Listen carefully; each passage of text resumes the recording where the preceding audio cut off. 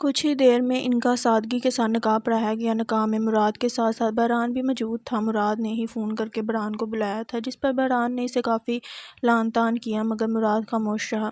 نکاح کے بعد فرحان مراد کے گلے سے لگا اور پھر بہران نے بہت روکھے انداز میں اسے مبارکباد پیش کی۔ اس کے بعد بہران واپس چلا گیا تو مراد نے بھی اب فرحان سے اجازت چاہی۔ فرحان ان کو باہر تک چھوڑ کر واپس اندر آیا تو ہیر گمسم سی صوفے پر بیٹھی تھی، جبکہ مصطفیٰ بھی آنکھیں رگڑتا کمرے سے باہر آ رہا تھا۔ فرحان نرمی سے ہیر کے پاس جا بیٹھا اور مصطفیٰ کو اپنے پاس بلاتے ہی اسے اپنی گود میں بٹھایا۔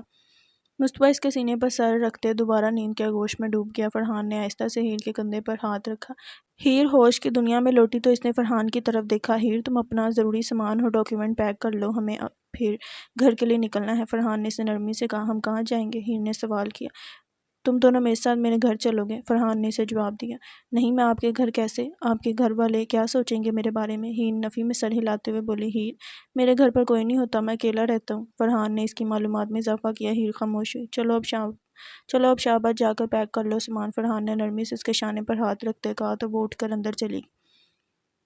پیچھے فرحان مصطفیٰ کے سر پر انگلیاں چلانے لگا۔ وہ سوتے ہوئے اس وقت بہت معصوم لگ رہا تھا۔ تقریباً آدھے گھنٹے کے بعد ہیر ایک بیگ اٹھائے باہر آئی۔ فرحان اسے دیکھتے اپنی جگہ سے اٹھا اور مصطفیٰ کو اپنے کندھے پر ڈالتے ہیر کی طرف بڑھا۔ یہ مجھے دے دو۔ فرحان نے اس سے بیگ لیا تو ہیر خاموشی سے اس کے پیچھے چل دی۔ انہوں نے گھر کو لاک کیا اور گاڑی میں بیٹھے۔ فرحان نے مصطفیٰ کو پچھلی نشست پر لٹایا اور خود ڈرائیونگ سیٹ پر بیٹھا، جبکہ ہیر اس کے ساتھ پیسنجر سیٹ پر بیٹھی تھی۔ 2 گھنٹے کی مسافت کے بعد وہ لوگ گھر پہنچے تھے۔ فرحان نے گاڑی کو پورچ میں کھڑا کیا اور گاڑی سے باہر نکلا۔ ہیر گردن جھکائے بیٹھی تھی جب فرحان نے اس کی طرف کا دروازہ کھولا۔ باہر آئیں ہیر، فرحان نرمی سے گویا ہوا۔ ہیر گاڑی سے نکلی اور اوپر سے نیچے گھر کو دیکھنے لگی۔ فرحان نے پیچھے سائیڈ کا دروازہ کھولتے مصطفیٰ کو نرمی سے باہر نکالا اور اسے اپنے کندھے پر ڈالتے اندر کی طرف بڑھ گیا۔ چلیں ہیر۔ ہیر اس کے پیچھے پیچھے چل دی۔ لاؤنج میں داخل ہوتے ہی ایک ملازم نے آتے فرحان کو سلام کیا۔ یہ میری گاڑی کی چابی لو اور ڈکی سے سامان لے آؤ۔ فرحان اسے اپنی گاڑی کی چابی تھماتے ہوئے بولا۔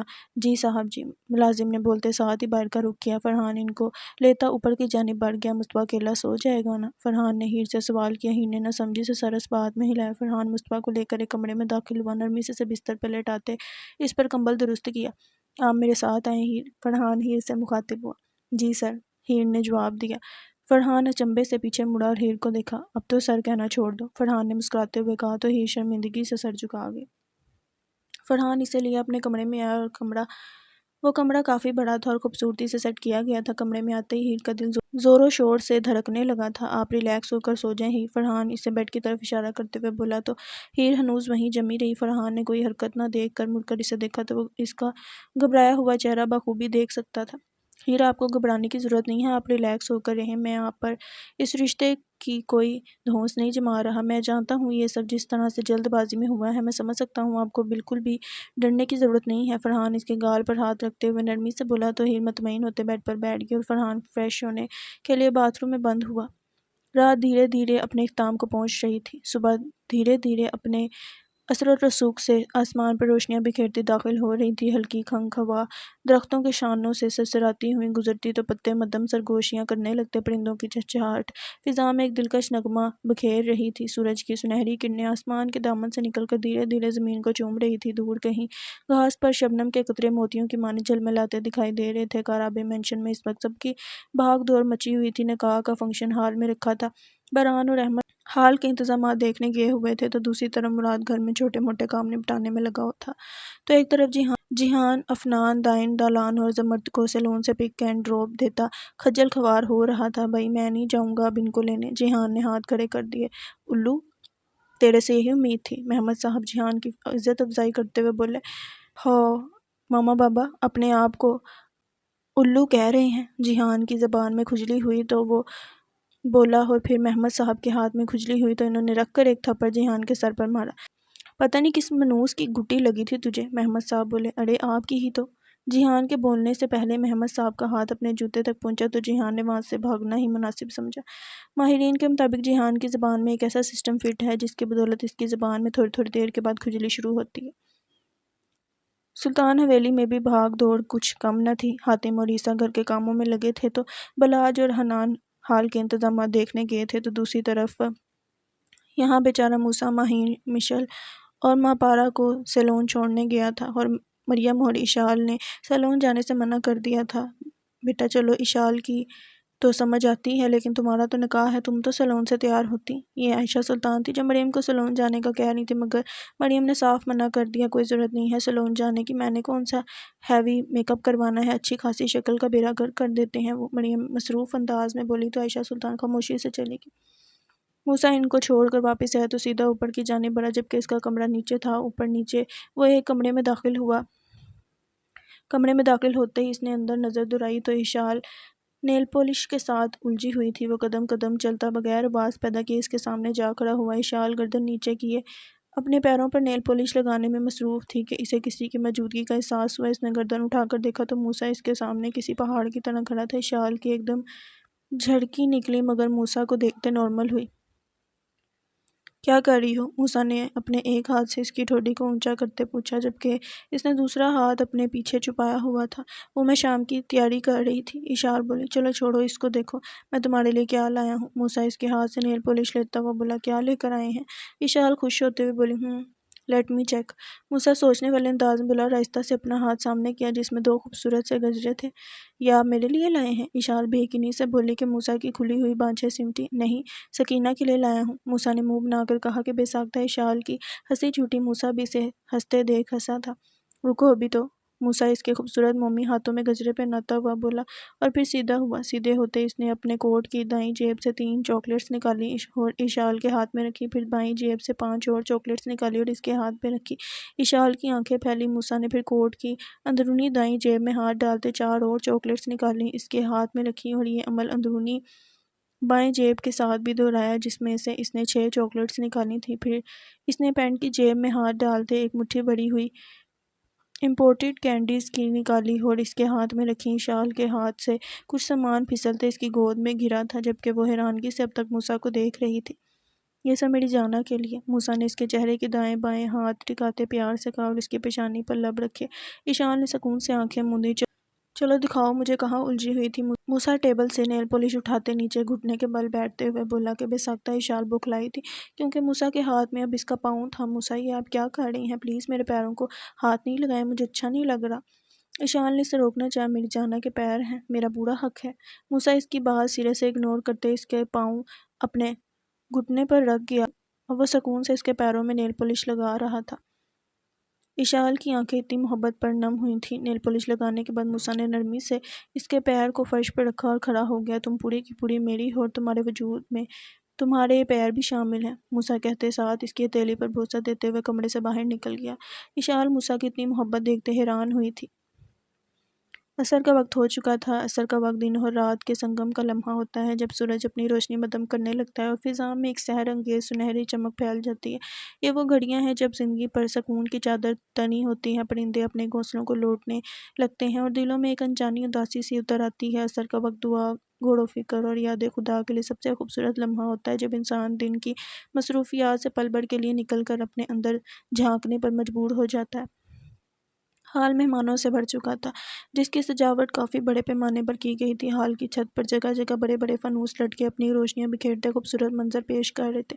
سفید پھولوں سے پوری ہال کو سجایا گیا تھا تو دوسری طرف سٹیج کو بھی سفید پھولوں سے خوبصورت اور نفاست سے سجایا گیا تھا اور سٹیج کے بیچ میں ایک پردہ حائل کیا گیا تھا جن کے اطراف میں صوفے رکھے گئے تھے۔ سب لڑکے آف وائٹ کرتا شلوار کے ساتھ وائٹ ہی پرنس کوٹ پہنے کسی سلطنت کے شہزادے معلوم ہو رہے تھے۔ باران آج خود کو فاتح محسوس کر رہا تھا۔ کیا نفرت کو فتح کر کے خوش ہوا جاتا ہے؟ نہیں تو پھر یہ خوشی کیوں؟ معلوم نہیں۔ تو پھر یہ خوشی نفرت کا حصول ہے یا کچھ اور؟ کچھ اور کیا؟ انس نہیں، شروعات کس کی؟ محبت کی۔ محبت؟ ہاں محبت۔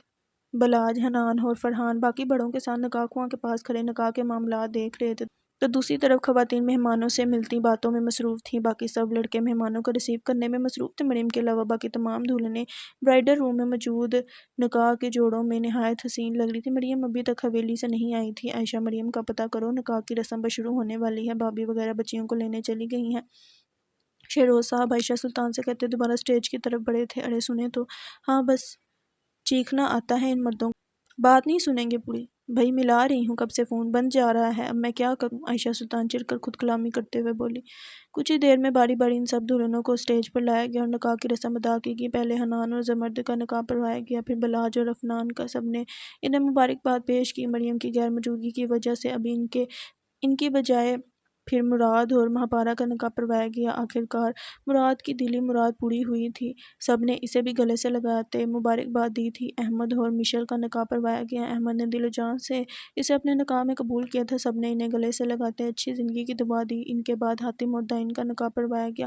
حاتم کا چہرہ سبار تھا جبکہ دائن کے چہرے پر خوف اور ناپسندگی کی جھلک دکھائی دیتی تھی۔ دونوں نے ایک دوسرے کو اپنے نکاح میں قبول کیا تو نکاح کے بعد سب نے انہیں بھی مبارکباد کے ساتھ دعا دی۔ اس کے بعد عیسیٰ اور دلال کا نکاح پڑھایا گیا۔ دونوں کے چہرے پر خوشی واضح تھی۔ اب جیحان اور مہین کا نکاح پروایا جانا تھا کیونکہ مریم ابھی تک نہیں آئی تھی۔ سب اپنی اپنی جگہ پر شان تھے۔ فرحان اسے دیکھنے کے لیے گیا تھا۔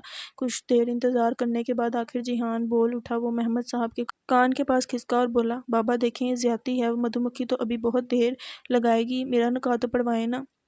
جیحان ان کے کانوں میں پھنکارتے ہوئے بولا، جیحان تم کیا چاہتے ہو کہ میں سب کے سامنے تمہیں جوتے سے ماروں؟ محمد صاحب ضبط سے بولے تو جیحان نے منہ بنایا، بھائی اگر بچی کو ابھی دیر ہے تو ان بچوں کا تو نکاح پڑھواؤ نا، وقت کا ضیاع ہو رہا ہے۔ آخر ابا حضور کے مشورے پر جیحان اور مہین کا نکاح پڑھوایا گیا۔ جیحان کی باتیں اندر جانے کا نام نہیں لے رہی تھیں جبکہ مہین بس خوش تھی۔ جو بھی تھا اسے جیحان برا نہیں لگتا تھا۔ اپنے دانت اندر کر ذلیل آدمی، ورنہ ان کو توڑ دینا ہے میں نے آج۔ محمد صاحب جیحان کے کان میں پھنکار جس کے دانت اندر جانے کا نام ہی نہیں لے رہے تھے، کیا ہے بھائی اب خوش بھی نہ ہوں میں؟ جیحان نے شکوہ کیا تو محمد صاحب نے اسے آنکھیں دکھائیں۔ ان کے نکاح کو کچھ ہی دیر گزری تھی کہ اچانک ہال کی تمام لائٹس بند ہوئیں اور داخلی دروازے کی طرف ایک سپوٹ لائٹ مدّم ہوئی جس کے دائرے میں مریم سفید میکسی میں بالکل لائٹ سا میک اپ کیے، بالوں کا بن بنائے، دوپٹے کو پنوں سے سر پر ٹکائے، بار بار اپنی پلکوں کی جھالر اٹھاتے اور جھکاتے ہوئے آسمان سے اتری ہوئی پری لگ رہی تھی۔ فرحان اس کے اطراف میں اس کے ساتھ چل رہا تھا جبکہ مریم نظریں جھکائے چھوٹے چھوٹے قدم لیتی اسٹیج کی طرف بڑھ رہی تھی۔ ماشاءاللہ سب کے منہ سے بے ساختہ نکلا۔ برہان نے آنکھ اٹھا کر مریم کو دیکھا تو وہ نظریں پھیرنا بھول گیا، وہ لگی اتنی حسین رہی تھی۔ برہان نے آج سے پہلے اس سے خوبصورت لڑکی نہیں دیکھی تھی۔ برہان کو ایسا لگتا تھا اس کے دل کی دھڑکن اوپر نیچے ہونے لگی۔ اس نے گہرا سانس بھرتے اپنے اندر امڑنے والے جذبات کے سمندر کو روکا تھا اور اپنی نشست پر آ بیٹھا۔ سب لوگوں کی نظریں مریم پر ہی مرکوز تھیں جو فرحان کے ساتھ سٹیج پر آئی تھی۔ فرحان نے اسے صوفے پر بٹھایا۔ ماشاءاللہ عائشہ سلطان نے اس کے ماتھے پر بوسہ دیا۔ رباب بیگم بھی اس کے گلے سے لگی۔ مریم اور برہان کو آمنے سامنے بٹھایا گیا۔ باقیوں کی طرح ان کے بیچ بھی ایک پردہ حائل کیا گیا۔ نکاح خواہاں نے نکاح شروع کیا۔ مریم سلطان ولد برہان شمس خان آپ کا نکاح برہان کارابے ولد محمد کارابے کے ساتھ حق مہر 7 کروڑ سکہ راج الوقت گواہاں کی موجودگی میں طے پاتا ہے۔ کیا آپ کو یہ نکاح قبول ہے؟ تو کیا وہ اپنے حقوق اس شخص کے نام کرنے جا رہی تھی جو اس سے نفرت کا دعوے دار تھا؟ ہاں وہ ایسا کرنے جا رہی تھی، بالکل وہ ایسا کرنے جا رہی تھی۔ قبول ہے۔ اس نے تیسری دفعہ بھی اسے اپنے نکاح میں قبول کیا۔ حاتم نے نکاح نامہ اس کے سامنے کیا اور اسے دستخط کرنے کو بولا۔ مریم نے پین اٹھایا مگر اس کے ہاتھ میں لرزش تھی۔ فرحان نے اس کے سر پر ہاتھ رکھا تو اسے کچھ حوصلہ ہوا۔ آخر اس نے نکاح نامے پر دستخط کرتے اپنے تمام تر جملہ حقوق اس کے نام کر دیے۔ اب وہ لوگ برہان کی طرف متوجہ ہوئے۔ برہان کارابے ولد محمد کارابے آپ کا نکاح مریم سلطان ولد برہان شمس خان کے ساتھ حق مہر 7 کروڑ سکہ راج الوقت گواہوں کی موجودگی میں طے پایا ہے۔ کیا آپ کو یہ نکاح قبول ہے؟ قبول ہے۔ 1 دفعہ 2 دفعہ قبول ہے۔ اس نے تیسری بار بھی اسے اپنے نکاح میں قبول کیا۔ نکاح نامے پر اس کے دستخط دیے گئے۔ ان دونوں کو میاں بیوی کے عہدے پر فائز کیا گیا اور ان کے اچھے نصیب کے لیے دعا دی گئی۔ دعا کے بعد سب نے باری باری ان کو مبارکباد پیش کی۔ برہان سب سے مبارکباد وصول کرتا پردے کی جانب بڑھا۔ پردے کو ہٹاتے اس نے اپنی محرم کو دیکھا اور ایک لمبی سانس ہوا کے سپردگی۔ مریم کی نظریں جھکی ہوئی تھیں۔ اس نے اپنے قدم مریم کی جانب بڑھائے اور اس کے قریب جا کر کھڑا ہو گیا۔ برہان نے اس کے چہرے کے اطراف میں ہاتھ جمائے اور اس کے ماتھے پر پہلا بوسہ دیا۔ مریم نے اپنی آنکھیں موندی تھیں۔ مبارک ہو تمہیں مدھو مکھی، ویلکم ٹو مائی ہیل، برہان اس کے کان میں بولا جبکہ مریم کا دل ڈوب کر ابھرا تھا۔ برہان اس سے دور ہوا تو اب کی بار فرحان نے اسے گلے سے لگایا تو برہان بھی خوشی سے اس سے گلے سے لگا تھا۔ نکاح کی رسم پایہ تکمیل کو پہنچی تھی۔ مہمانوں میں میوہ جات تقسیم کیے گئے اور کھانے کا سلسلہ شروع ہوا۔ سب جوڑے کیمرہ مین کے ہتھے چڑھ چکے تھے اور اپنی اپنی تصاویر بنوا رہے تھے۔ ایک کیمرہ مین برہان کے پاس آیا اور تصویر کے لیے کہا، ایک چماٹ ماروں گا میرے پاس آیا تو۔ برہان نے اسے وارن کیا۔ بیچارہ الٹے قدم واپس مڑ گیا۔ نظر آتی ہوں گھبراہٹ سی ہو رہی ہے۔ مریم اپنی جگہ سے کھڑی ہوتی باہر کی جانب بڑھی تھی۔ برہان نے اسے جاتے دیکھا تو کچھ دیر بعد وہ بھی اس کے پیچھے گیا تھا۔ مریم برائڈل روم کے ساتھ بنی ایک گیلری میں داخل ہوئی اور ایک کھڑکی کے پاس کھڑی ہو کر گہرے گہرے سانس بھرنے لگی۔ اس نے اپنا سینہ مسلا مگر اس کے سانس ٹھیک سے بحال نہ ہوئے تو آخر اس نے اپنے ہاتھ میں موجود انہیلر کو منہ کے ساتھ لگاتے پمپ کیا تو اس کا سانس کچھ بحال ہوا مگر گھبراہٹ ہنوز قائم تھی۔ برہان کب سے اس کے پیچھے گرا اس کی ایک ایک حرکت ملاحظہ فرما رہا تھا۔ کیا ہوا، طبیعت ٹھیک ہے تمہاری؟ برہان سینے پر ہاتھ باندھے بولا۔ مریم نے اس کی آواز پر مڑ کر دیکھا۔ میں ٹھیک، وہ کہتے کہتے لڑکھڑائی۔ برہان نے جلدی سے اسے سنبھالا۔ برہان نے اس کی آنکھوں میں دیکھا تو وہ اپنے ہوش میں کم ہی لگ رہی تھی۔ برہان نے اسے کمر سے تھامتے اس کے گال پر ہاتھ رکھتے ہلکا سا تھپکا۔ تم ٹھیک ہو نا؟ برہان نے پوچھا تو اس نے ہلکا سا سر ہلایا اور ہوش و حواس سے بیگانہ ہوتے اس کی کسرتی بازوؤں میں جھول گئی۔ برہان بوکھلاہٹ کا شکار ہوا۔ مریم کیا ہوا ہے تمہیں؟ آنکھیں کھولو، برہان اس کا گال تھپکتے ہوئے بولا، مگر مریم نے کوئی جواب نہ دیا۔ دیتی بھی کیسے؟ برہان جلدی سے اسے اپنے بازو میں اٹھاتے برائڈل روم میں آیا اور اسے صوفے پر لٹاتے اس کے ہاتھ سے جویلری اتارتے اس کی ہتھیلی مسلنے لگا۔ مریم آنکھیں کھولو، برہان مسلسل یہی الفاظ دہرا رہا تھا۔ برہان اس کے ہاتھوں کو چھوڑتا اس کے سر کو اپنے بازو میں رکھتے دوسرے ہاتھ سے اس کے گال کو تھپتھپانے لگا۔ آخر مریم نے آہستہ آہستہ آنکھیں کھولنا شروع کی۔ مریم ہاں آنکھیں کھولو، برہان نرمی سے بولا۔ وہ سخت پریشان ہوا تھا۔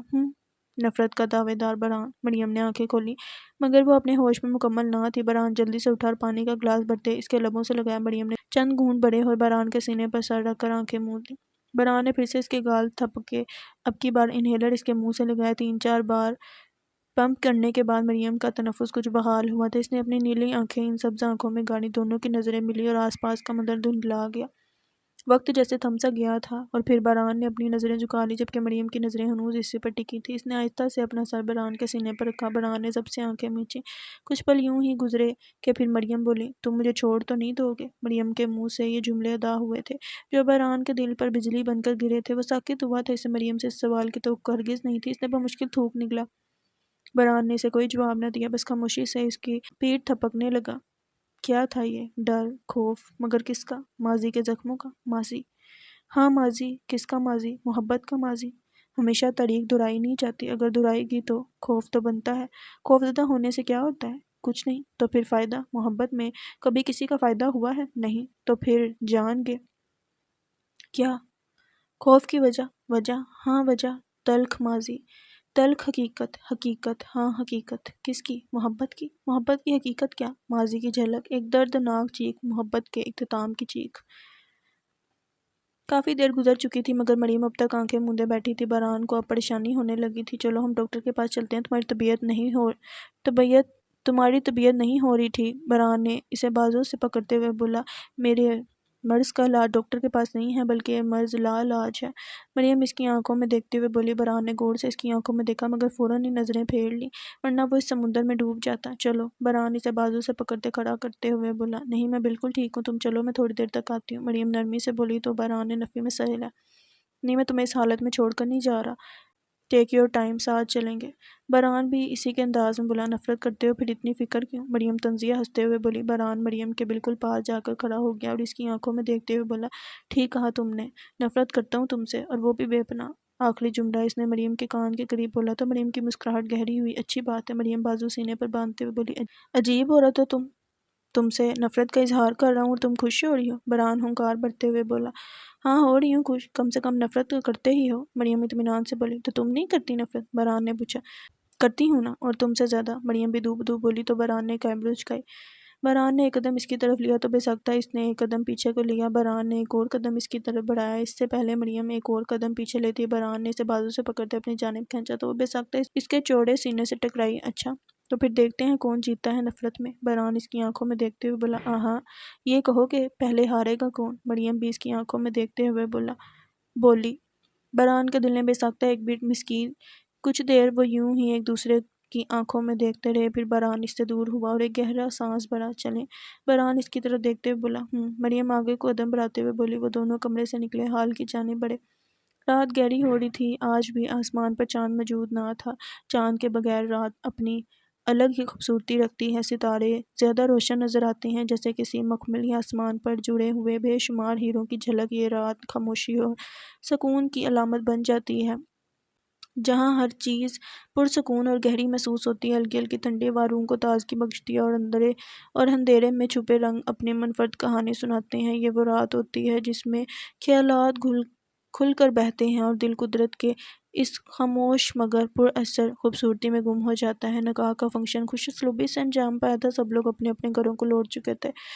بران اپنے کمرے کی کھلی کھڑکی کے سامنے کھڑا بغیر چاند کے آسمان کو دیکھ رہا تھا۔ اسے اپنا آپ خالی اور کھوکھلا سا لگ رہا تھا۔ خالی، کھوکھلا، ہاں کھوکھلا، اور دل میں خلا کیوں؟ دل میں کچھ نہ ہو تو خلا تو ہوگا نا، خالی تو نہیں۔ تو کیا ہے دل میں؟ نفرت۔ نفرت میں وزن نہیں ہوتا؟ ہاں تو پھر نفرت سے دل خالی ہی رہتا ہے، اور محبت سے؟ محبت، ہاں محبت سے دل آباد تو ہو جاتا ہے، مگر کیا؟ مگر بے چین رہتا ہے۔ تو پھر چین کیسے آئے گا؟ چین کیوں آئے گا؟ اس دنیا میں چین کے لیے آئے ہو؟ نہیں، مگر کیا؟ کچھ بھی نہیں۔ یہ دنیا آزمائش ہے، اور محبت انہیں آزمائشوں میں سے ایک شیطانیت ہے جو انسان کو کھوکھلا کر دیتی ہے۔ لیکن محبت بھی تو درد دیتی ہے، لیکن دل کو آباد بھی تو رکھتی ہے، اور درد تو پھر ہر آزمائش دیتی ہے۔ تو اس درد سے انجام کیسے ملے؟ کیوں کر ملے؟ درد میں جیا نہیں جاتا، درد جھیلنا پڑتا ہے۔ کیوں؟ آزمائش پر پورا اترنے کے لیے، اور کیوں اتریں پورا؟ اللہ کی قربت کے لیے۔ لیکن آزمائش اتنی کٹھن کیوں ہوتی ہیں؟ کٹھن ہوتی ہیں تو آزمائش ہوتی ہے نا، مفت میں تو پھر کفن بھی نہیں ملتا، اس کے لیے بھی جان دینی پڑتی ہے۔ ہاں لیکن خدا ہمیشہ محبت سے ہی کیوں آزمائش لیتا ہے؟ کیونکہ جب خدا آپ سے محبت کرتا ہے تو وہ آپ کو آزماتا ہے، اور آزمائش تو پھر سب سے زیادہ عزیز چیزوں سے شروع ہوتی ہے نا، جیسے کہ محبت، ہاں محبت۔ اس کی آنکھیں آسمان پر تاروں کی بکھری روشنی کو تک رہی تھی۔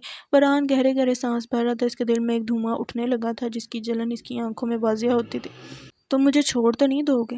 اس کے دماغ میں بار بار مریم کے الفاظ کسی کوڑے کی طرح برس رہے تھے۔ اس نے ایک اور گہرا سانس بھرتے اپنے چہرے پر ہاتھ پھیرا۔ کیا ہو رہا ہے؟ مجھے کیوں اپنا آپ مجرم لگ رہا ہے؟ بران نے خود سے سوال کیا۔ ایک دن تیری یہ سب لاپرواہیاں نکل جائیں گی، اور اس دن تجھے پچھتاوا ہوگا۔ اللہ کرے تجھے پہلے ہی ہدایت مل جائے۔ مراد کے الفاظ اس کے کان میں گونجے۔ کیا میں مجرم ہوں؟ اس نے دوبارہ اپنے ضمیر سے سوال کیا۔ نہیں، میں ایسا نہیں کر سکتا۔ میں یہ کیا کر رہا ہوں؟ کیوں شیطان مجھ پر حاوی ہو رہا ہے؟ میں کیسے اس کا دل توڑ دوں؟ میں ایسا کیسے کر سکتا ہوں؟ نہیں، میں ایسا نہیں کروں گا، ہرگز نہیں۔ بران نے خود کو ملامت کیا۔ اس کے اندر ایک جنگ چل رہی تھی، اس کے ضمیر اور شیطان کی جنگ، جس پر اب تک شیطان غالب رہا تھا، مگر اب اس کا ضمیر اسے ملامت کرتا غالب آ چکا تھا۔ بران نے گہری سانس بھری اور آنکھیں بند کی تو اس کی آنکھوں کے پردے پر وہ کرب زدہ آنکھیں جھلمل کرتی سامنے آئیں۔ بران نے جھٹ سے آنکھیں کھولی۔ کیوں؟ آخر کیوں میرے دماغ پر سوار ہو کر بیٹھ گئی ہو تم؟ کیا چاہتی ہو آخر؟ بران نے اپنے بالوں کو مٹھی میں جکڑا۔ کچھ دیر مزید خود سے جنگ لڑنے کے بعد وہ واش روم میں جاتا ٹھنڈے شاور کے نیچے کھڑا ہو گیا، مگر اس کے دل میں لگی آگ کسی طور کم نہ ہوئی۔ روم، اٹلی۔ رات کے سائے میں روم کی قدیم گلیاں پر اسرار کہانیاں سناتی تھیں۔ کولوسیم کی شکستہ دیواروں میں اب بھی ان گلیڈیٹرز کی سرگوشیاں گونجتی تھیں جو ہزاروں تماشائیوں کے سامنے زندگی اور موت کی جنگ لڑا کرتے تھے۔ دریائے ٹائبر کی پرانی لہریں ان رازداروں کی امین تھیں جنہیں وقت بھی مٹا نہ سکا۔ وہ اس وقت اپنے معمول کے مطابق اسٹڈی روم میں اپنی راکنگ چیئر کی پشت پر سر ٹکائے کسی گہری سوچ میں ڈوبا ہوا تھا۔ اس نے اپنی آنکھیں بند کی اور کولوسیم کی گونجتی ہوئی چیخوں کو محسوس کیا۔ وہاں ہزاروں تماشائی خون کے پیاسے تھے، اور ریت پر بہنے والا خون ان کے جنون کو مزید بھڑکا دیتا تھا۔ وہ گلیڈیٹر کی نفسیات کو سمجھتا تھا جن کے لیے زندگی کا مطلب صرف جیتنا تھا، کیونکہ شکست کا نتیجہ صرف موت تھا۔ اس لیے وہ بھی اپنے دشمنوں پر رحم نہیں کھاتا تھا۔ وہ قدیم روم کے گلیڈیٹر کا وارث تھا، کم از کم ذہنیت کے لحاظ سے اس کے لیے دنیا ایک کولوسیم تھی، اور وہ ایک ناقابل شکست جنگجو۔ دروازے پر دستک نے اس کی توجہ مبذول کرائی تو وہ اپنے خیالوں کی دنیا سے باہر نکلا۔ آ جاؤ، اس نے اجازت دی۔ چارلی کے ساتھ ایک اور شخص اسٹڈی میں داخل ہوئے اور زین کی ٹیبل کے بالکل سامنے کھڑے ہوئے۔ بولو، زین غیر متوجہ سے بولا۔ سر، یہ میرا چھوٹا بھائی ہے، ہیری۔ چارلی نے اپنے ساتھ کھڑے اس شخص کی طرف اشارہ کیا جو دکھنے میں 26-27 سال کا نوجوان تھا۔ زین اپنی جگہ سیدھا ہوتے ہوئے اس کو دیکھنے لگا۔ ہاں ٹھیک ہے، پھر؟ زین اسے دلچسپی سے دیکھتے ہوئے بولا۔ سر، یہ آپ کے ساتھ پاکستان جائے گا۔ چارلی مؤدبانہ انداز میں بولا۔ اچھا؟ زین نے اچھا کو کھینچتے ہوئے بولا۔ جی سر، میں کوشش کروں گا کہ آپ کو شکایت کا کوئی موقع نہ دوں۔ وہ شخص مؤدبانہ انداز میں بولا۔ صرف کوشش؟ میک شور کہ تم مجھے شکایت کا کوئی موقع نہ دو، کیونکہ میں نے آج تک کسی کو دوسرا موقع نہیں دیا۔ زین مسٹری انداز میں بولا۔ جی سر، ٹھیک ہے چارلی، تم جا سکتے ہو۔ زین نے چارلی کو جانے کو بولا اور خود ہیری کی طرف متوجہ ہوا۔ زین نے اپنے سامنے موجود ٹیبل کے دراز سے ایک ریوالور نکالا اور اسے ہیری کی جانب اچھالا، جسے ہیری نے بروقت کیچ کیا۔ اس نے حیرانگی سے زین کو دیکھا جو اب راکنگ چیئر سے ٹیک لگائے سکون سے اس کے تاثرات کو بغور دیکھ رہا تھا۔ ہیری نے تھوک نکلا اور اس کی جانب دیکھ کر بولا۔ سر، یہ کس لیے؟ اس نے اپنی گھبراہٹ پر بمشکل قابو پاتے سوال کیا۔ اس ریوالور سے میرا نشانہ لو اور شوٹ کرو، زین سکون سے بولا، جبکہ اس کی بات سنتے ہیری کے چہرے کا رنگ فک ہوا۔ سر، یہ آپ کیا کہہ رہی ہیں؟ میں آپ کو کیسے؟ نہیں سر، میں ایسا نہیں کر سکتا، وہ حیرانگی اور پریشانی کے ساتھ بولا، جبکہ زین ہنوز سکون سے اسے دیکھ رہا تھا۔ تو پھر ٹھیک ہے، مجھے نہیں تو پھر خود کو شوٹ کر لو، زین نے اطمینان سے بولا۔ ہیری نے بمشکل تھوک نکلا اور اسے رحم طلب نظروں سے دیکھا۔ تمہارے پاس دو راستے ہیں، یا مجھے شوٹ کر دو یا پھر خود کو۔ The choice is yours۔ وہ سکون بڑے لہجے میں بولتا ہیری کا سکون برباد کر گیا۔ ہیری کچھ دیر ریوالور کو دیکھتا رہا اور آنکھیں ضبط سے میچتا ہمت پیدا کرتا ریوالور کو اپنے سر پر رکھ دیا، اور اس نے آنکھیں کھولتے ایک نظر اس شفاف انسان کو دیکھا اور پھر دونوں آنکھیں میچتا ٹریگر کو دبا دیا۔ مگر یہ کیا، ریوالور میں تو گولی ہی نہ تھی۔ اس کے دل سے مانو کوئی بوجھ اترا ہو۔ اس نے ایک سکون سے بھرپور سانس بھرا اور زین کی طرف دیکھا جو اسے مسکراتی نظروں سے دیکھ رہا تھا۔ اس نے آگے بڑھتے ریوالور اس کی میز پر رکھا۔ اس کو اپنے پاس رکھو، تم حقدار ہو اس کے، زین نے ریوالور کی طرف اشارہ کرتے ہوئے کہا تو ہیری بغیر کسی چونچرا کے ریوالور اٹھا گیا۔ جا کر تیاری کر لو، ہم کل پاکستان جا رہے ہیں۔ زین اسے حکم دیتا روکنگ چیئر کو گھما کر اس کی پشت سے ٹیک لگاتا سکون سے آنکھیں موند گیا۔ ہیری اس کے حکم کی تائید کرتا کمرے سے باہر نکل گیا۔ وقت ایک بے قرار سمندر کی مانند ہے جس کی ہر لہر زندگی کے کسی نہ کسی لمحے کو بہا لے جاتی ہے۔ یہ ایک ایسا بے رحم میزان ہے جو نہ کسی کے لیے رکتا ہے اور نہ کسی کی التجاؤں پر جھکتا ہے۔ جو اس کی لطائف کو سمجھ کر اسے سنوار لیتا ہے وہ کامیابی کے زینے چڑھتا ہے، اور جو اسے بے دریغ گوا دیتا ہے وہ حسرتوں کی بٹی میں جلتا رہتا ہے۔ وقت کا ہر لمحہ ایک انمول ہیرا ہے جسے یا تو تراش کر اپنی تقدیر کا تاج بنایا جا سکتا ہے یا بے قدری کی خاک میں ملا کر ضائع کیا جا سکتا ہے۔ یہی وقت وہ آئینہ ہے جو انسان کو اس کی محنت، خواب اور قسمت کا عکس دکھاتا ہے۔ یہی سب سے بڑا استاد ہے اور یہی سب سے سخت مصنف بھی۔ وقت ریت کی مانند جو مٹھی میں قید کرنے کی جتنی کوشش کرو اتنی ہی تیزی سے انگلی کے زروں سے پھسلتا جاتا ہے۔ یہ نرم، خاموش اور بے نشان بہتا ہے، مگر جب گزر جاتا ہے تو اس کی کمی چٹان کی طرح دل پر نقش چھوڑ جاتی ہے۔ یوں ہی وقت کی ڈور ہاتھ سے پھسلتی چلی گئی۔ شادی کی تیاریوں میں دن ایسے بیتے جیسے شام کے سائے میں کوئی بوسیدہ خواب جو آنکھوں کے کنارے ٹھہر کر بھی اپنا عکس نہ چھوڑ سکے، یا ادھورے گیت کی کھوئی ہوئی دھن جو ہونٹوں تک آ کر بے آواز رہ جائے، یا اجنبی گلی میں بجتی ہوئی ادھوری چاپ جو سنائی دے مگر دکھائی نہ دے، یا پھر خزاں رسیدہ شاخ سے ٹوٹا ہوا پتا جو ہوا کے دوش پر کہیں گم ہو جائے۔ وقت ریت کی طرح ہاتھ سے پھسلتا چلا گیا۔ شادی میں بچے کچھ 2 دن ہی رہتے تھے۔ کارابے مینشن اور سلطان حویلی کے تمام خواتین نے ان دنوں میں شادی کی تمام شاپنگ مکمل کی تھی۔ سب لڑکیوں نے اپنی مرضی سے شادی کے جوڑے لیے تھے، جبکہ موسیٰ عیشاء الکہنان کی اجازت سے بازار خود شاپنگ پر لے کر گیا تھا، جس پر موسیٰ نے اسے کہا تھا، ایک تو تمہارا بھائی کسی ناگ کی طرح میرے سر پر منڈلاتا رہتا ہے، بھائی اب میں کون سا کوئی غیر ہوں، شوہر ہوں تمہارا، تمہیں اپنے ساتھ لے جانے کے لیے بھی اس نواب زادے کی اجازت لینی پڑتی ہے۔ موسیٰ چڑھ کر بولا تو عیشاء نے منہ پر ہاتھ رکھتے اپنی ہنسی کا گلا گھونٹا۔ دوسری طرف مریم آفس کے کچھ امپورٹنٹ پروجیکٹس میں پھنسی ہوئی تھی۔ نہ اس کو گھر پر وقت دینے کے لیے وقت مل رہا تھا اور نہ ہی اپنے لیے شادی کی شاپنگ کرنے کے لیے۔ اس وقت دوپہر کے 12 بج رہے تھے۔ وہ ابھی بھی آفس میں بیٹھی کام کرنے میں مصروف تھی۔ اس کی مخروطی انگلیاں مسلسل لیپ ٹاپ پر چل رہی تھیں۔ اتنے میں حاتم آفس میں داخل ہوا۔ مریم نے آنکھ اٹھا کر اسے دیکھا اور مسکراہٹ اچھالی۔ آؤ آؤ دولہے صاحب۔ مریم اسے مسکراتی نگاہوں سے دیکھتے ہوئے بولی، تم ذرا اپنی مسکان کو بریک لگاؤ اور تمیز سے اٹھو اور گھر جاؤ ورنہ مما نے میرا گلا دبا دینا ہے۔ حاتم اس سے سنجیدگی سے بولا تو مریم کے ماتھے پر بل پڑے۔ کیوں بھائی، ایسے ہی دبا دیں گی گلا؟ مریم استہزائیہ انداز میں بولی، نہ تم مجھے یہ بتاؤ، شادی کی شاپنگ نہیں کرنی تم نے؟ وہاں پر مما میرا سر کھا رہی ہیں کہ میں نے تمہیں کام پر لگایا ہوا ہے۔ حاتم اسے شکوہ کرتے ہوئے بولا، ہاں کرنی ہے شاپنگ، کون سا میری ابھی شادی ہے، ہو جائے گا سب۔ مریم لاپرواہی سے بولتے ہوئے دوبارہ لیپ ٹاپ کی طرف متوجہ ہونے لگی تھی کہ حاتم نے جھٹ سے لیپ ٹاپ کی سکرین کو بند کر دیا۔ چلو اٹھو اور گھر جاؤ شرافت سے، مار نہ کھا لینا تم میرے سے۔ حاتم روب سے اسے اٹھاتے ہوئے بولا کہ مریم نے اسے حیرانگی سے دیکھا۔ اچھا بھائی، جا رہی ہوں۔ مریم اسے کہتی اپنا سامان اور گاڑی کی چابی اٹھاتے آفس سے باہر نکلی۔ دوسری طرف کرابے مینشن میں بھی سب کی بھاگ دوڑ مچی ہوئی تھی۔ سب لوگ شادی کی تیاری میں مصروف تھے۔ کل مائیوں کا فنکشن تھا اور تیاریاں ویسی کی ویسی پڑی تھی۔ آپ اپنے اس نالائق بیٹے کو فون کریں، پتہ نہیں کہاں مر گیا ہے، رباب بیگم محمد صاحب سے جیحان کو فون کرنے کا کہتے ہوئے بولیں، جو 3 دنوں سے دوستوں کے ساتھ بیچلرز ٹرپ کے بہانے گھر سے نکلا ہوا تھا مگر اصل وجہ کاموں سے فرار تھا۔ ہاں میں فون کروں، جیسے میری بڑی سنتا ہے تمہارا نکما بیٹا، محمد صاحب بولے۔ ہاں میرا بیٹا ہو گیا، رباب بیگم چڑھ کر بولی۔ اتنے میں باران سیڑھیاں اترتے ہوئے نیچے آیا اور ان دونوں کی تکرار پر اپنی مسکان دبائے وہاں سے گزرنے لگا کہ رباب بیگم کی آواز پر رکا۔ بیٹا کہیں جا رہے ہو؟ جی مما، ایک کام سے جا رہا ہوں، باران نے بولا۔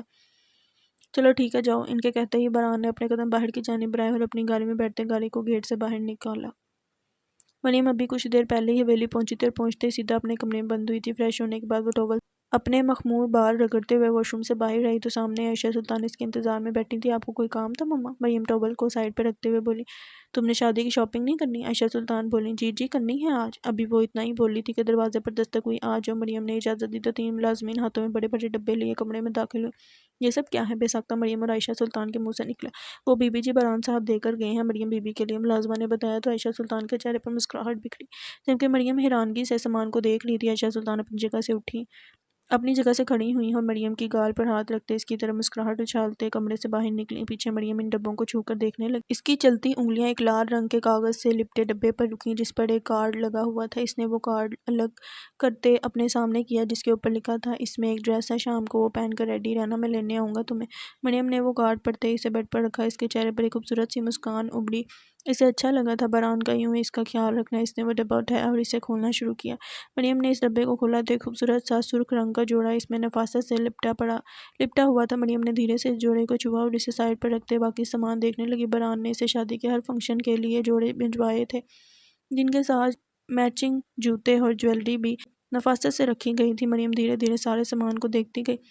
شام کا سایہ گہرا ہو رہا تھا۔ شام کا سایہ ایک منفرد احساس سے وقت کی عکاسی کرتا ہے جو نہ صرف فطرت کے رنگوں میں بلکہ انسان کی نفسیات میں بھی گہرے اثرات چھوڑ جاتا ہے۔ جب سورج غروب کی دہلیز پر قدم رکھتا ہے تو آسمان کی رنگت میں ایک عجیب سا تغیر آ جاتا ہے، جیسے زمین اور آسمان کے درمیان ایک خاموش گفت و شنید ہو رہی ہو۔ ہوا میں ایک ہلکی سی سرد مہربانی ہوتی ہے جو دل میں بک وقت سکون اور ملال کی ایک عجیب سی کیفیت پیدا کرتی ہے۔ درختوں کے سائے لمبے ہو کر زمین پر ایک تاریک پردہ ڈالتے ہیں، جیسے وقت نے خود کو دھیرے دھیرے چھپانا شروع کر دیا ہو۔ یہ شام کا سایہ نہ صرف قدرت کا خوبصورت منظر ہے بلکہ ایک فلسفیانہ سوالات کی گہرائی میں غوطہ زن ہونے کا لمحہ بھی ہے۔ ہر زاویہ، ہر رنگ اور ہر درخت کی حرکت میں ایک کہانی چھپی ہوتی ہے جو زندگی کی پیچیدگیوں، فانی ہونے اور ابدیت کی آرزو کے درمیان ایک پل کی مانند دکھائی دیتی ہے۔ اس سائے میں انسان کا دل اپنی تنہائی اور داخلی کشمکش کا عکاس محسوس ہوتا ہے، جیسے دنیا اور خودی کے درمیان ایک بگڑی ہوئی ہم آہنگی کا اشارہ ہو۔ باران اپنے کہے کے مطابق مریم کو لینے کے لیے سلطان حویلی پہنچ چکا تھا۔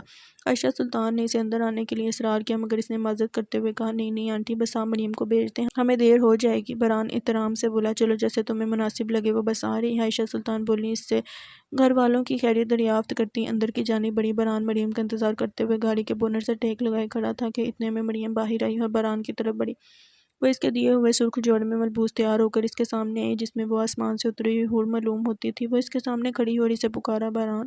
باران نے آنکھ اٹھا کر اسے دیکھا۔ اس کی آنکھیں جھکنے سے انکاری ہوئیں۔ اس کا دل دھڑکنا بھول گیا۔ ایک لمحے کو اس کی دھڑکن رکی اور اگلے ہی لمحے اس کا دل تیزی سے دھڑکا۔ وہ یکٹک اسے دیکھ رہا تھا۔ اس کا دل اچانک سے گدگدانے لگا اور سانسیں بھاری ہونے لگیں۔ تازہ گلاب، اس کی زبان سے جملہ ادا ہوا۔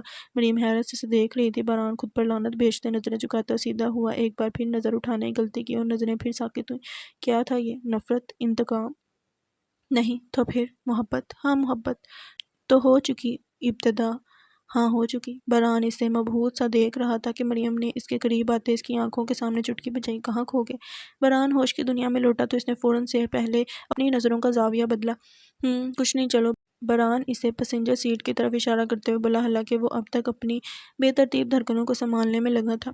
اس نے آگے بڑھتے پیسنجر سیٹ کا دروازہ کھولا اور مریم کو اندر بیٹھنے کا اشارہ کیا۔ مریم خاموشی سے اندر بیٹھی تو اس نے آرام سے دروازہ بند کیا۔ اسے گاڑی میں بٹھاتے ہوئے خود گھوم کر ڈرائیونگ سیٹ پر آن بیٹھا اور اس کی طرف متوجہ ہوا۔ جادو کر رہی ہو نا مجھ پر مدھو مکھی؟ باران نے اسے سوال کیا تو بے ساختہ مریم کی نظریں جھکی۔ باران نے سکون سے اس خوبصورت منظر کو دیکھا۔ کچھ دیر وہ مزید اس کی طرف دیکھتا رہا، پھر اس نے گاڑی سٹارٹ کرتے گیٹ سے باہر نکالی۔ کچھ دیر ان کے بیچ خاموشی حائل رہی، پھر مریم بولی، تم نے خواہ اتنا تکلف کیا، اس سب کی ضرورت نہیں تھی، میں ویسے بھی آج شاپنگ کے لیے جا ہی رہی تھی۔ مریم مروت سے بولی، اس میں تکلف کی کیا بات ہے؟ تم بیوی ہو میری اور تمہاری تمام ضرورت میری ذمہ داری ہے، اور ذمہ داری نبھانے میں تکلف کیسا؟ باران ڈرائیونگ کی طرف ہی متوجہ ہوئے بولا، لیکن ابھی رخصتی تو نہیں ہوئی نا، ابھی تو صرف نکاح ہوا ہے۔ مریم نظریں اپنی گود کی طرف رکھے ہوئے بولی، تو تمہاری نظر میں نکاح کوئی چیز نہیں ہے؟ اگر میں بغیر نکاح کے تمہیں رخصت کروانے آ جاتا تو تم آ جاتی میرے ساتھ؟ یہ کہنا چاہتی ہو تم؟ باران ہنستے ہوئے بولا، اب میں نے یہ بھی نہیں کہا۔ مریم شرمندگی سے بولی۔ کچھ دیر پھر ان کے بیچ خاموشی حائل رہی۔ تم بدلے بدلے لگ رہے ہو، مریم اس کی طرف دیکھتے ہوئے بولی جو سامنے روڈ کو دیکھ رہا تھا۔ باران نے گہری سانس بھری اور بولا، تھک گیا ہوں تم سے لڑ کر۔ باران تھکے ہوئے لہجے میں بولا، ابھی سے؟ مریم نے طنز کیا، ہاں ابھی سے۔ باران نے صاف گوئی کی، وہ واقعی اپنے ضمیر سے لڑ کر تھک چکا تھا۔ ہم کہاں جا رہے ہیں؟ مریم نے موضوع بدلتے سوال کیا۔ ڈیٹ پر، بہران نے شرارت سے کہا تو مریم اچھل کر سیدھی ہوئی۔ کیا مطلب؟ مریم بولی۔ کیا ہوا؟ ایسے کیوں دیکھ رہی ہو؟ اب میں کیا اپنی بیوی کو ڈیٹ پر بھی نہیں لے کر جا سکتا؟ بہران آئی برو اچکاتے مسکراہٹ دبائے بولا۔ تمہارا کچھ نہیں ہو سکتا بہران، اس نے ہنستے ہوئے نفی میں سر ہلایا۔ کیوں نہیں ہو سکتا؟ میں نامرد تھوڑی ہوں۔ بہران شرارت سے بولتے اس کی بولتی بند کر گیا۔ مریم نے حیرت سے آنکھیں پھیری، اس کا چہرہ سرخ ہوا تھا۔ اس نے خاموش ہونا ہی بہتر سمجھا۔ اس کے بعد تمام راستے ان کے بیچ خاموشی رہی۔ تقریباً 30 منٹ کے بعد اس کی گاڑی مونال کے سامنے رکی تھی۔ مریم نے چہرہ اٹھا کر باہر دیکھا اور پھر بہران کو جو گاڑی سے نکلتا اب اس کی طرف کا دروازہ کھول رہا تھا۔ وہ اس وقت گرے 3 پیس سوٹ میں ملبوس کافی جاذب لگ رہا تھا۔ اس نے مریم کی طرف کا دروازہ کھولا اور اس کے سامنے اپنا سیدھا ہاتھ پھیلایا۔ مریم نے کچھ دیر اس کی پھیلائی ہتھیلی کو دیکھا، پھر اس نے اپنا ہاتھ اس کی ہتھیلی پر رکھ دیا۔ بہران نے نرمی سے اسے گاڑی سے نکالتے دروازہ بند کیا اور گاڑی کو لاک کرتے اسے لیے اندر کی جانب بڑھ گیا۔ اندر پہنچتے ہی انٹرس پر مینیجر کھڑا ان کا منتظر تھا۔ بہران کو دیکھتے ہی آگے بڑھتے اسے سلام کیا۔ بہران نے صبح ہی ایک پرائیویٹ روم بک کروا لیا تھا جہاں اب مینیجر انہیں لیے چل دیا۔ وہ دونوں اس کے پیچھے چل پڑے۔ مینیجر انہیں روم میں چھوڑتے مروتاً کچھ باتیں کرتا روم سے باہر نکل گیا۔ روم میں نیم روشنی تھی جس میں آدھے سے زیادہ روشنی موم بتیوں نے پھیلا رکھی تھی۔ جگہ جگہ پھول رکھے گئے تھے جن کی خوشبو ماحول کو بوجھل بنا رہی تھی۔ کمرے کے درمیان میں ایک گول میز اور 2 کرسیاں رکھی تھیں جن کو سفید کپڑے کی مدد سے خوبصورتی سے سجایا گیا تھا اور ٹیبل پر ایک جہازی سائز کا خوبصورت سا لال گلابوں کا گلدستہ رکھا گیا تھا۔ بہران نے آگے بڑھتے وہ گلدستہ اٹھاتے مریم کی طرف بڑھایا۔ یہ تازہ گلاب تمہارے لیے، لیکن یقین کرو تمہارے سامنے یہ گلاب اپنی تازگی برقرار نہیں رکھ پا رہے۔ بہران بوجھل آواز میں بولا۔ مریم کے گال بے ساختہ دہکنے لگے تھے۔ اس نے آگے بڑھتے اس سے وہ گلدستہ لیا، مسکراتے ہوئے ان تازہ گلابوں کو چھو کر دیکھنے لگی۔ گلاب بھی شاید مسکرا رہے تھے۔ تھینک یو بہران، مریم نے مروتاً کہا۔ بہران سرس بات ملاتے آگے بڑھتے اس کے ہاتھ کو مضبوطی سے تھامتے اسے کرسی پر بٹھا گیا اور پھر اس کے بالکل سامنے پڑی چیئر پر آ بیٹھا۔ وہ دونوں کچھ دیر ایک دوسرے کو دیکھتے رہے، پھر بہران بولا، چلو مینیو ڈیسائیڈ کر لیتے ہیں۔ بہران مینیو کارڈ اٹھاتے ہوئے بولا۔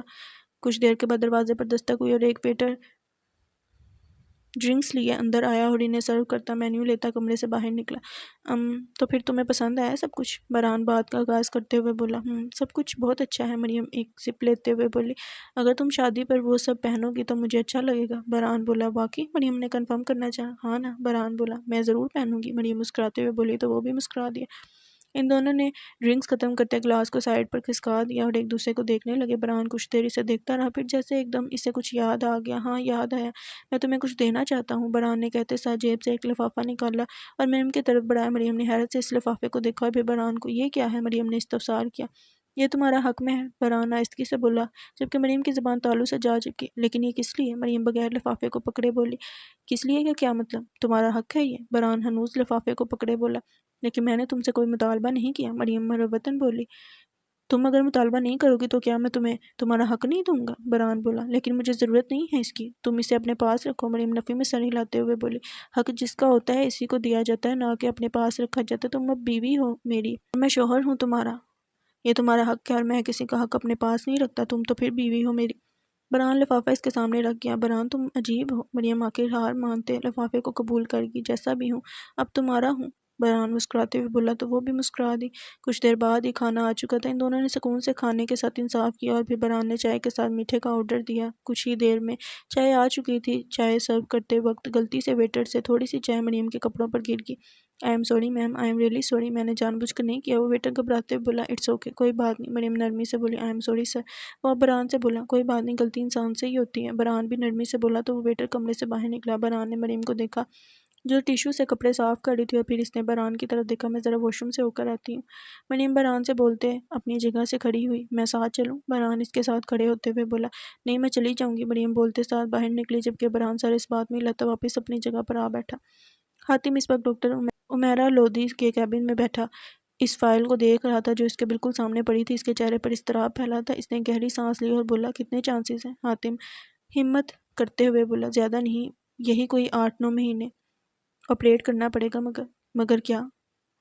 حاتم بولا، ڈونر کی ضرورت ہوگی، زیادہ تر اس کیس میں ڈونر کے ملنے کے چانسز بہت کم ہوتے ہیں اور اگر ڈونر مل بھی جائے تو ڈاکٹر عمیرہ کہتے کہتے رکی۔ تو حاتم نے تجسس سے سوال کیا۔ سرجری کافی تکلیف دہ ہوتی ہے جس کی وجہ سے اکثر لوگ ڈونیشن کے لیے انکار کر دیتے ہیں، ڈاکٹر مایوسی سے بولی۔ حاتم نے گہرا سانس بھرا۔ حاتم ہمت کرو، مسئلہ ابھی تک نہیں بڑھا، 9-10 مہینے تو کہیں نہیں جاتے، لیکن اس کے بعد سرجری مسٹ ہے، انشاءاللہ ڈونر مل جائے گا، تم فکر مت کرو، ڈاکٹر عمیرہ نے اسے تسلی دی۔ تو اس نے سر اس بات میں ہلایا، وہ کچھ دیر بیٹھا رہا، پھر کرسی سے اٹھتا، فائل اٹھاتا باہر نکل گیا۔ کرابے مینشن میں شادی کی تیاریاں زور و شور سے جاری تھیں۔ احمد صبح کا کام میں لگا ابھی آ کر بیٹھا تھا جہاں مراد کسی سوچ میں غرق تھا۔ کیا سوچ رہا ہے؟ احمد مراد سے مخاطب ہوا تو مراد اپنی سوچوں سے باہر نکلتا اسے دیکھنے لگا۔ نہیں کچھ خاص نہیں، مراد سر جھٹکتے ہوئے بولا۔ یہ بحران نظر نہیں آ رہا؟ احمد ادھر ادھر نظر دوڑاتے ہوئے بولا۔ ڈیٹ پر گئے ہوئے ہیں جناب۔ مراد تنزیہ بولا۔ ڈیٹ پر؟ کس کے ساتھ؟ احمد حیرانگی سے بولا۔ ظاہر ہے اپنی منقوہہ کے ساتھ، مراد بولا، جبکہ اس کی بات سنتے احمد کے لب او کی صورت میں ڈھلے۔ پتہ نہیں کیا چاہتا ہے، مراد ہنکار بھرتے ہوئے بولا۔ کیا مطلب؟ احمد فٹ سے بولا۔ مراد نے گہرا سانس بھری اور بولا، ٹریپ کر رہا ہے وہ اسے۔ مراد افسوس سے بولا۔ کسے؟ مریم کو۔ کیوں اور کیسے؟ احمد نے ایک ساتھ اتنے سوال کر ڈالے۔ وہ اسے جان بوجھ کر لے کر گیا تاکہ مریم اس سے امیدیں وابستہ کر لے اور پھر بہرحان اس کی امیدوں پر پانی پھیر دے۔ وہ اسے ٹریپ کر رہا ہے اسے توڑنے کے لیے، مراد سنجیدگی سے بولا۔ تو احمد نے حیرت سے اسے دیکھا۔ لیکن مریم نے اس کا کیا بگاڑا ہے؟ وہ کیوں کر رہا ہے ایسا؟ احمد بھی افسوس کے ساتھ بولا۔ جناب کو نہ جانے کون سے بدلے یاد آ گئے ہیں جن کا حساب وہ لینا چاہ رہا ہے۔ مراد سر جھٹکتے ہوئے بولا۔ میں اسے کئی بار وارن کر چکا ہوں کہ اپنے قدم یہیں روک لے ورنہ بعد میں بہت پچھتائے گا۔ اللہ ہدایت دے، ہم کیا کہہ سکتے ہیں؟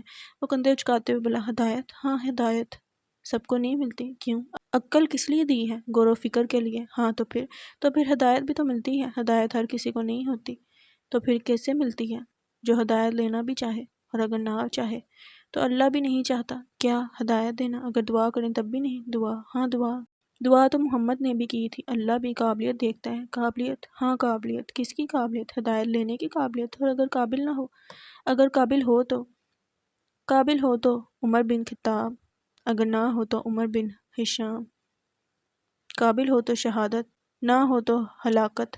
قابل ہو تو گل و گلزار، نہ ہو تو قہر جھنکار۔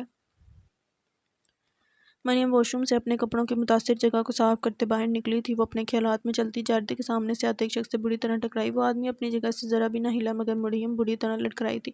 آئی ایم سوری میں۔ اس کے باقی الفاظ منہ میں ہی رہ گئے۔ اس آدمی نے چہرے پر کالا ماسک پہن رکھا تھا اور اس کی سیاہ آنکھوں میں ایک قہر روشن تھا جو ماضی کے ایک دردناک پننے کی جھلک تھی۔ سیاہ آنکھیں، ہاں وہی سیاہ آنکھیں، ماضی کا عکس، ہاں ماضی کا عکس۔ مریم کی سانس اکھڑنے لگی۔ سامنے کھڑے شخص کو وہ محض آنکھوں سے ہی پہچان سکتی تھی۔ خوف سے اس کے رونگٹے کھڑے ہو چکے تھے۔ وہ مشکل اپنے قدموں پر کھڑی تھی جبکہ وہ شخص اسے پہاڑ کی طرح اس کے سامنے کرتا۔ مریم ہمت مجتمع کرتے اس کی سائیڈ سے بھاگی۔ اس کی چال میں لڑکھڑاہٹ تھی، سانس اکھڑا ہوا تھا۔ وہ نہیں جانتی تھی وہ کہاں بھاگ رہی ہے، بس وہ بھاگ رہی تھی اور اندھا دھند بھاگ رہی تھی۔ اس کی آنکھوں کے سامنے ماضی کا عکس بار بار سرگوشی کرتا نظر آ رہا تھا۔ وہ بھاگ ہی رہی تھی کہ بحران جو کسی خیال کے تحت باہر آیا، مریم کو بھاگتا دیکھ اس کے پیچھے لپکا اور جلدی سے اس کا بازو پکڑتے اپنے سامنے کیا۔ مریم کیا ہوا ہے؟ تم ڈری ہوئی کیوں ہو؟ بحران اسے بازوں سے پکڑتے تقریباً جھنجھوڑتے ہوئے بولا۔ آس پاس کے تمام مخلوقات متوجہ ہوئیں۔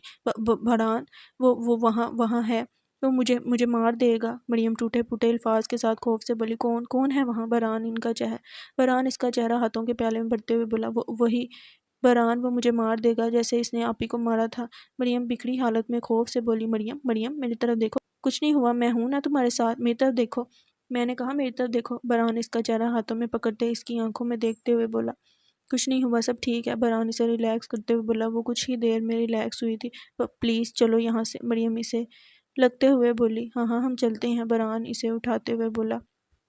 بحران اسے واپس پرائیویٹ روم میں لاتے کرسی پر بٹھا گیا اور اسے پانی پلاتے کچھ ریلیکس کیا، لیکن وہ بچوں کی طرح بار بار ایک ہی بات کہی جا رہی تھی۔ بحران نے پیمنٹ کی اور مریم کا سامان اٹھاتے مریم کو اپنے بازوں کے حلقے میں لیے ہوٹل سے باہر نکلا۔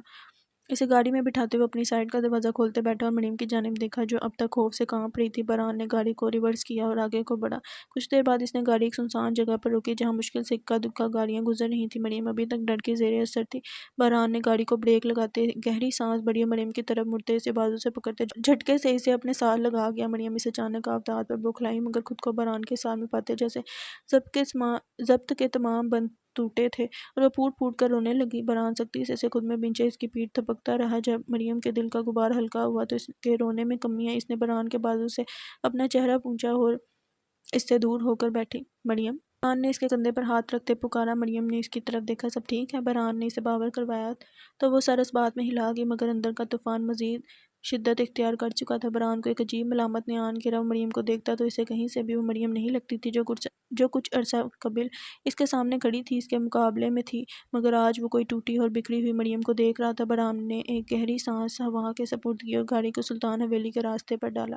وقت کی پابندی ایک ایسی مخلوق ہے جسے ہم سب پسند تو کرتے ہیں، مگر جیسے ہی اس پر عمل کرنے کی باری آتی ہے ہمیں اچانک یاد آتا ہے کہ دنیا میں اور بھی کئی ضروری کام ہیں، مثلا جوتوں کے تسمے ٹھیک کرنا، موسم کے بدلنے پر فلسفیانہ غور و فکر کرنا، یا پھر بس یوں ہی خلا میں گھومنا۔ اگر وقت کی پابندی ایک انسان ہوتی تو یقیناً وہ ہر روز وقت پر آ کر دروازے پر دستک دیتا اور ہم اندر سے چیخ کر کہتے بس 2 منٹ، جو کہ سائنسی طور پر کم از کم 20 منٹ کے برابر ہوتا ہے۔ جن لوگوں کو وقت کی پابندی کی عادت ہوتی ہے انہیں باقی دنیا عجیب مخلوق سمجھتی ہے۔ یہ وہ لوگ ہیں جو شادی کارڈ پر دیے گئے وقت پر پہنچ جاتے ہیں اور پھر خالی حال میں بیٹھ کر یہ سوچتے ہیں کہ آیا وہ کسی اور شادی میں تو نہیں آ گئے۔ دوسری طرف وہ لوگ جو 5 منٹ میں پہنچ رہا ہوں کہہ کر 1 گھنٹے بعد آتے ہیں، وقت کی بے عزتی کو ایک فن کا درجہ دے چکے ہیں۔ ان لوگوں کا قیامت کے دن الگ سے حساب ہوگا، مگر وقت کسی کے لیے نہیں رکتا۔ اسی طرح وقت اپنے چال چلتا گزر چکا تھا اور شادی کے دن بھی آ چکے تھے۔ آج مہندی کا فنکشن تھا اور سب لوگ بھاگ دوڑ میں لگے تھے۔ کارابے مینشن میں اس وقت محمد صاحب پریشانی کے عالم میں لاؤنج میں بیٹھے تھے، کیونکہ ان کا ہونہار بیٹا اب تک گھر نہیں پہنچا تھا۔ ان کے ساتھ ہی رباب کارابے بیٹھی تھی۔ پتہ نہیں میرے کون سے گناہوں کی سزا ہے یہ نالائق، محمد صاحب آخر تنگ آ کر بولے۔ تو آپ فون کر کے پتہ کریں نا، رباب بیگم بولی۔ گھنٹہ ہو گیا فون ملا کر تھک گیا ہوں، بدتمیز کے 5 منٹ ہی ختم نہیں ہو رہے۔ محمد صاحب چڑھ کر بولے۔ اتنے میں برہان لاؤنج میں داخل ہوتے صوفے پر براجمان ہوا۔ کیا ہوا؟ نہیں آیا ابھی تک؟ برہان نے بیٹھتے ساتھ ہی پوچھا۔ نہیں بیٹا، تم پتہ کرو ذرا اس نالائق کا، محمد صاحب بولے۔ جی بابا میں کرتا ہوں پتہ، برہان کہتے ساتھ ہی اپنی جگہ سے اٹھا۔ وہ بھی جانے کے لیے مڑا ہی تھا کہ جیحان داخلی دروازے سے لاؤنج میں داخل ہوا۔ برہان اسے دیکھ کر رکا اور ایک گہری مسکراہٹ کے ساتھ اسے دیکھا۔ اس کے ڈمپلز بھرپور طرح سے چمکے تھے۔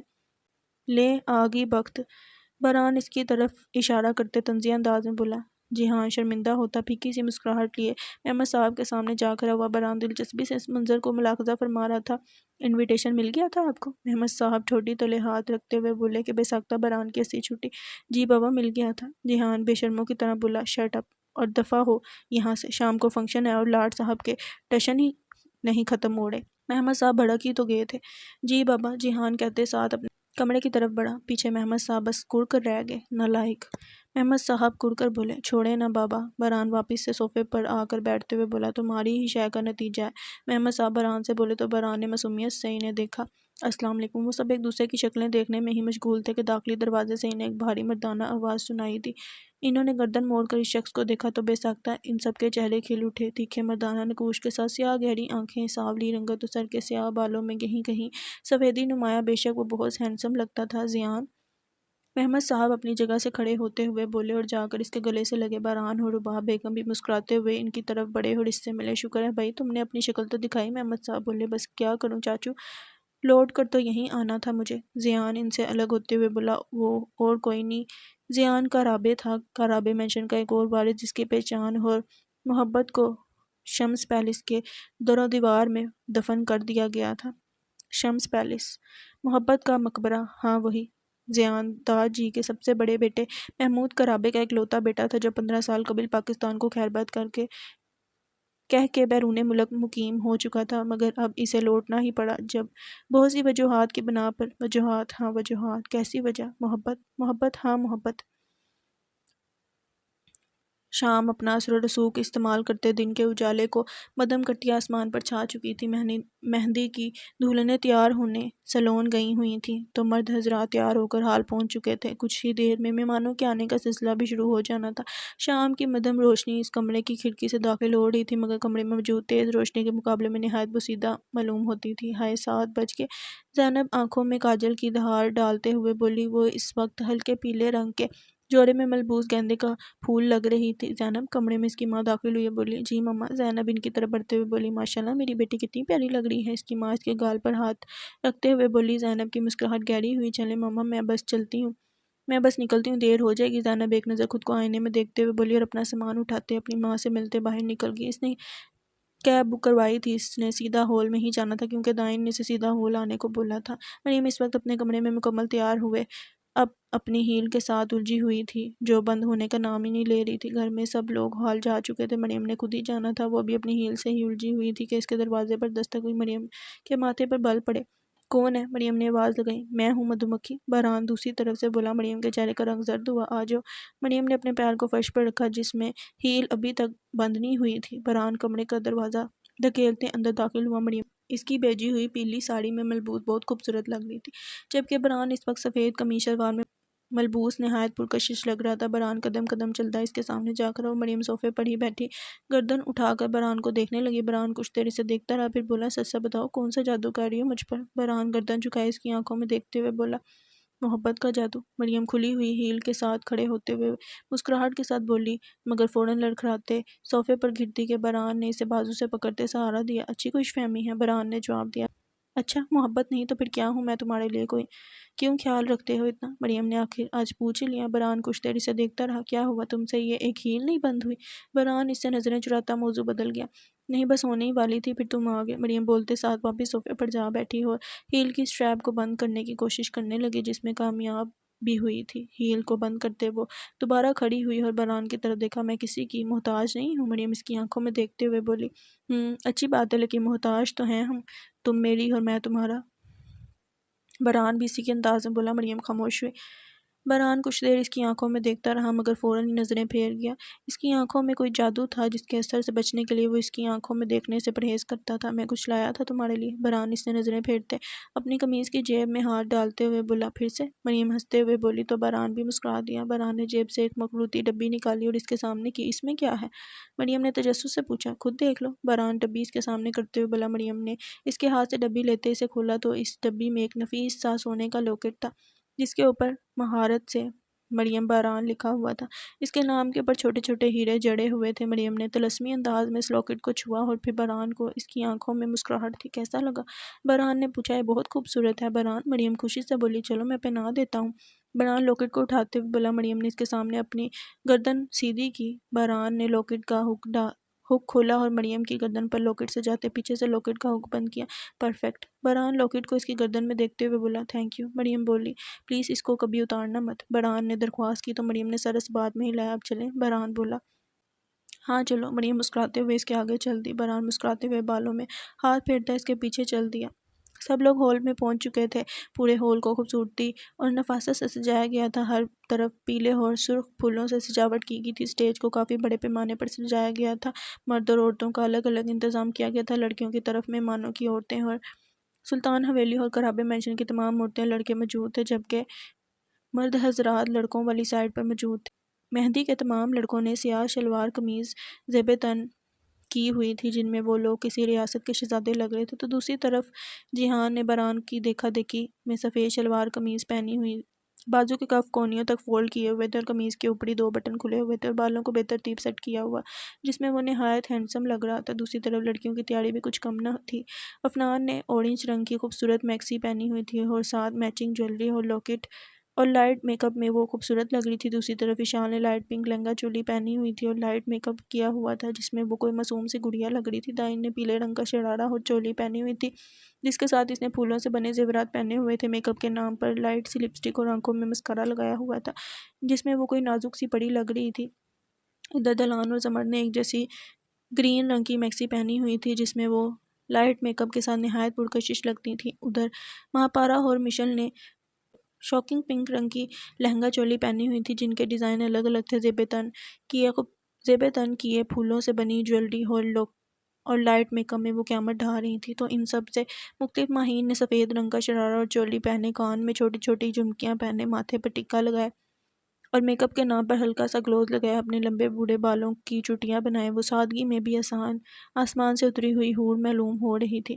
فرحان ابھی ابھی ہال پہنچا تھا اور اس کے ساتھ ہیر اور مصطفیٰ بھی تھے۔ فرحان اس وقت ہلکے پیلے رنگ کی قمیض شلوار زیب تن کیے ہوئے نہایت پرکشش لگتا تھا، تو دوسری طرف مصطفیٰ نے بھی اس کے ساتھ میچنگ کی ہوئی تھی۔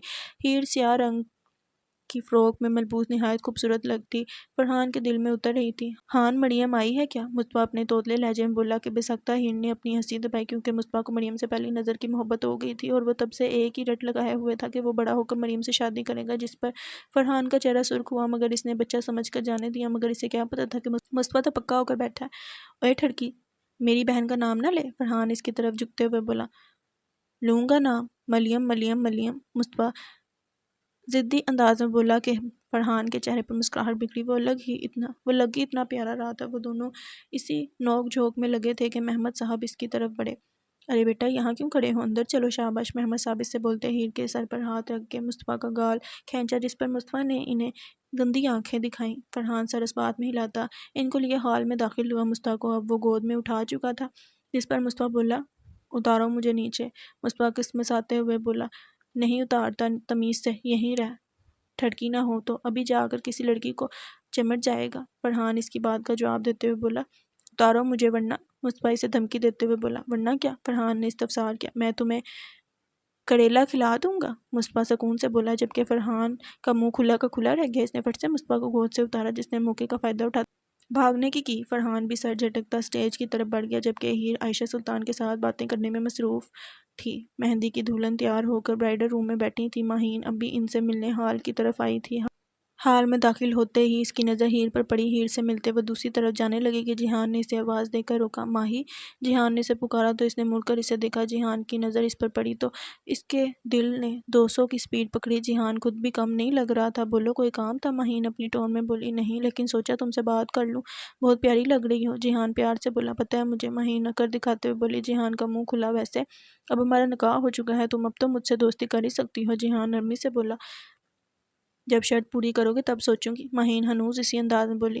تم نے بہت سنگ دل ہو ماہی۔ جیحان رونی صورت بنا کر بولا۔ میرا نام ماہین ہے تو یہ ماہی ماہی کہنے کی ضرورت نہیں ہے، اور اگر میں سنگ دل ہوں تو تم بھی کم چھچوڑے نہیں ہو۔ ماہین طنز کرتے ہوئے بولی۔ کیا چھچوڑی حرکت کی ہے؟ میں نے شوہر ہوں تمہارا، پھر بھی تمیز سے بات کر رہا ہوں اور تم ہو کے سر پر ہی چڑھتی جا رہی ہو۔ جیحان بھی اب اسی کے انداز میں بولا۔ شوہر نہیں، منکوہا کہو۔ ماہین انگلی دکھاتے ہوئے بولی۔ زیادہ فرق نہیں ہے؟ جیحان بولا تو ماہین نے آنکھیں گھمائی۔ وہ کہتے مڑنے لگی کہ جیحان کی بڑبڑاہٹ اس کے کانوں میں پڑی۔ زبان دراز۔ کیا کہا تم نے؟ ماہین آنکھیں چھوٹی کرتے ہوئے بولی۔ کیا کہا؟ جیحان کراتے ہوئے بولا۔ وہی جو بڑبڑا رہے تھے، ہمت ہے تو منہ پر بولو نا۔ ماہین لڑاکے انداز میں بولی۔ ہاں تو تمہیں کیا لگتا ہے کہ میں ڈرتا ہوں تم سے؟ یہ تو میری مہربانی ہے تم پر، ورنہ تم جیسی زبان دراز عورت کو مجھ جیسا شریف اور ہینڈسم لڑکا کہاں سے ملنا تھا؟ جیحان بھی اسی کے انداز میں بولا۔ ہینڈسم؟ ہاں ہینڈسم، شریف بالکل بھی نہیں۔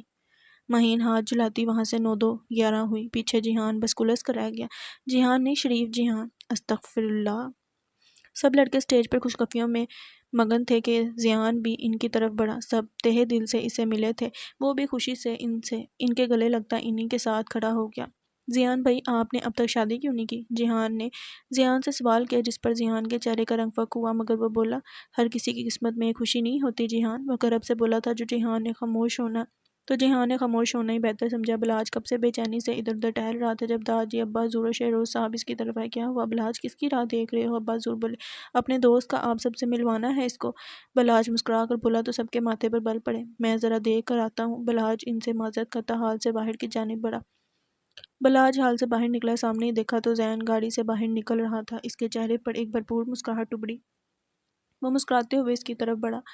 زین بھی اسے آتا دیکھ چکا تھا، وہ بھی مسکراتے ہوئے اس کی طرف بڑھا۔ دونوں ایک دوسرے کے پاس پہنچتے زور سے گلے لگے تھے۔ کتنے عرصے بعد مل رہے ہیں ہم، بلاج اس سے الگ ہوتے ہوئے بولا۔ زین نے سر اس بات میں ہلایا۔ وہ دونوں ایک دوسرے کے شانے پر ہاتھ رکھے کھڑے تھے کہ ان کے پاس ایک کیب آ کر رکی، جس کے پچھلی نشست سے زینب باہر نکلی اور گاڑی سے نکلتے پیسنجر سیٹ کی ونڈو سے ڈرائیور کو 800 دیے۔ میم آپ نے 1000 دینے تھے، ڈرائیور فٹ سے بولا۔ کس چیز کے 1000 دینے تھے بھائی؟ میں نے جب کیب منگوائی تھی تو 800 ہی تھے، زینب کمر پر ہاتھ رکھتے ہوئے بولی۔ زین اور بلاج دلچسپی سے اس منظر کو دیکھ رہے تھے۔ میم آپ کو غلط فہمی ہوئی ہے، آپ کا ہزار ہی بنتا ہے، ڈرائیور پھر سے بولا۔ چل وے فراڈی کی سیدھا۔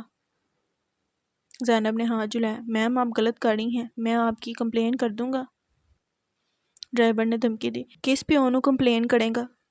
جا وے جا، کسی ہور نو دھمکی لا، زینب بولی۔ مجھے بدتمیزی کرنے پر مجبور نہ کریں، ڈرائیور غصے سے بولا۔